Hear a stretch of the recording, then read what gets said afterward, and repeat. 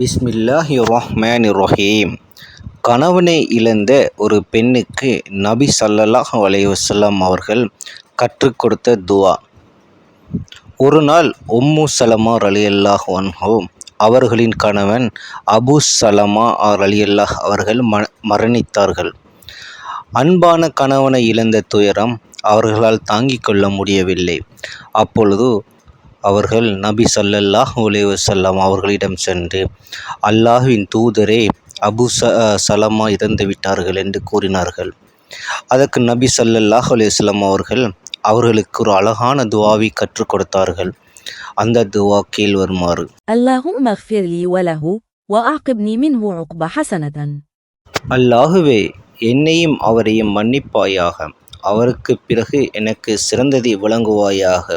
உம்மு சலமா ரலியல்லாஹு அவர்கள் இந்த துஆவை ஓதினார்கள்.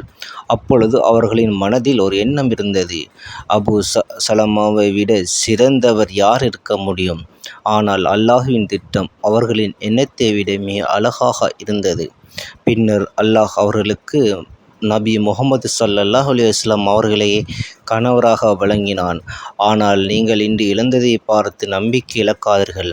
அல்லாஹ்விடம் கேளுங்கள்.